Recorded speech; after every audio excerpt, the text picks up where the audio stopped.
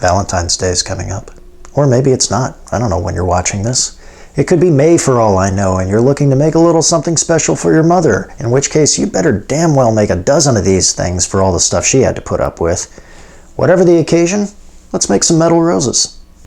This is the template I made in AutoCAD, and I've put a link to a PDF of it in the description if you want to use it. I've sized this to fit the 4 by 10 inch sheets of metal that you can find in hobby stores and some hardware stores here in the US. I have a sheet of tin and a sheet of brass, but of course you can make this out of whatever metal you would like. To get the template onto the metal, you could easily cut this out and glue it on with contact cement or super glue, but then you'll have to remove it later and that can be a pain. I'm going to use acetone.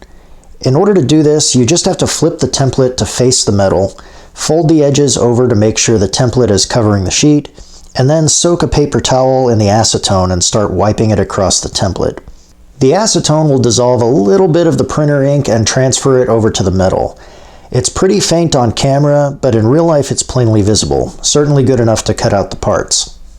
Before I cut out the parts, I'm going to drill the holes in the petals and leaves, and the first step to that is center punching them. I'm using my slide hammer center punch for this. I showed how to make one of these a couple of videos back, and if you haven't seen that video, I'll put a link to it at the end of this one. I'm going to be drilling them with my brass and copper drills. These have all been modified to have flats ground on the cutting edges. That means the drill has 0 rake angle, and when it starts breaking through the other side, it won't want to auger up the helix of the drill.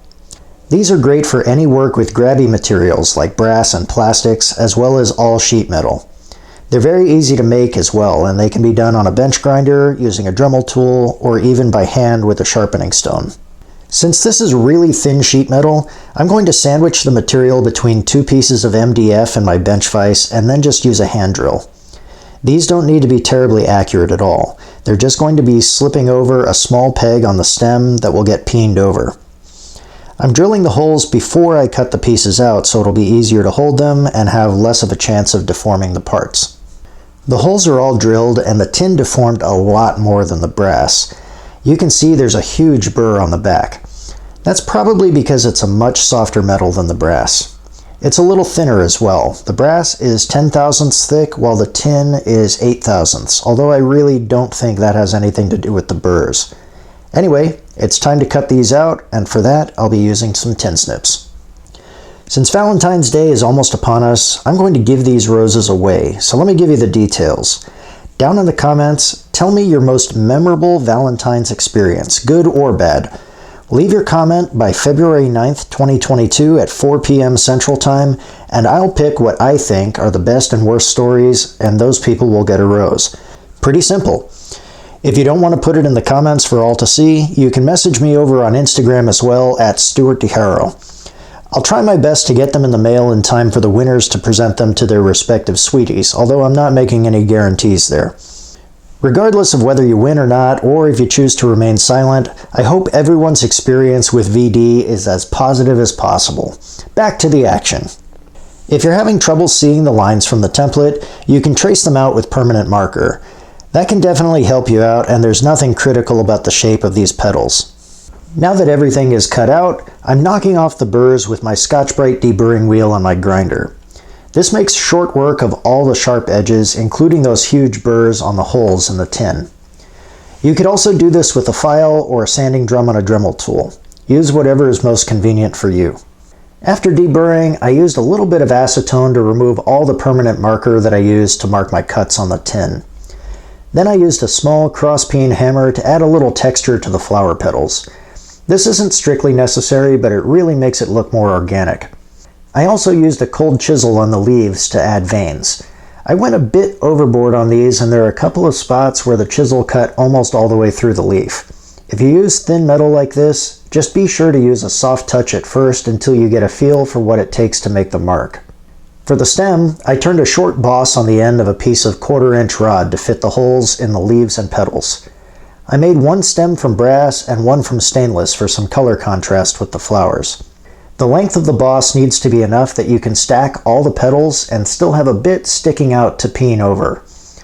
I started out with 1/8 of an inch or about 3 millimeters, but that was a little tight, so I increased it to 150 thousandths or 3.8 millimeters. This certainly isn't the only way to attach the flower to the stem. If you have minimal tools, you could file the step on the stem or attach a small collar to the stem with solder or epoxy. Likewise, you can just solder or glue the flower in place rather than peening over the boss. Use whatever method is accessible to you. As long as it looks like a rose at the end, you did it right. I'm using some pieces of aluminum angle in the jaws of my vise to avoid marring the surface of the stem. Now I can start stacking everything, starting with the leaves. I'm using the brass leaves with the tin petals, again for some color contrast, but that's just an aesthetic choice. I also added a bit more texture to a couple of the petal segments. These are going to be the outside petals. For the inner ones, that wasn't necessary since you'll only be seeing the top of the petals. I'm staggering all the pieces as I put them on, so they'll look right when I start folding them into the rose shape. Once everything is stacked, I can start peening the boss. I know that doesn't sound right. You can stop snickering at any time now. Who knows though? Maybe some of your Valentine stories will start that way.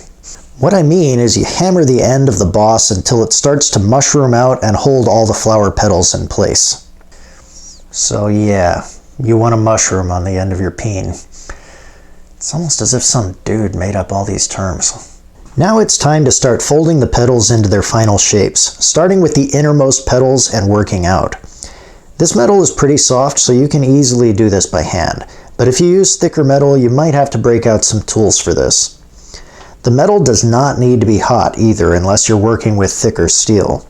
If you're using brass and it doesn't want to bend, you may have to anneal it, but that's easy. Just heat it to an orange-red color and let it cool completely. That should make it very pliable. Once the petals look petally, I'm going to add a touch more realism and fold the edges over slightly. I have some pliers that I've ground the jaws smooth for work like this. You can find pliers with a similar shape at most craft stores in the jewelry section, so you don't have to make your own. This will tend to unbend the petals, so you'll probably have to do a little reshaping afterwards. You can also bend the edges before installing, which I've got to say is considerably easier to do. This could be done with a hammer as well. Just be gentle if you're going to go that route. It doesn't take much to make this bend. When in doubt, start softly and then add force if necessary. I had issues peening the stem on the brass flower. Everything was fine until I started to form the petals into shape, then the innermost petal popped off. I tried to fix it, but ended up having to chuck it, so this one only has 5 sets of petals. It still looks like a rose though, so it's all good. I also shaped the leaves a little bit to make them look right. Lastly, I added a bend to the stem for realism. This is pretty tough on the stainless, so I used my vise for a bit of extra leverage. The brass stem is soft enough that it can be bent by hand, but you have a lot more control using the vise. If you bend them a little too much, don't worry. You can use the vise to straighten up the stem as well by just squeezing it a bit. If you have any questions, leave those down in the comments section below. Don't forget to dish on your most memorable Valentine story if you want a shot at winning one of these, quite frankly, amazing roses. Hit the like and subscribe buttons if you think I've earned it, and please consider supporting the channel over on Patreon like these super cool folks right here. You might also want to check out these other videos. On the right is my playlist of machining projects, on the top left is my most recent video, and in the bottom left is the video of my slide hammer center punch build. Thanks for watching. I'll see you next time.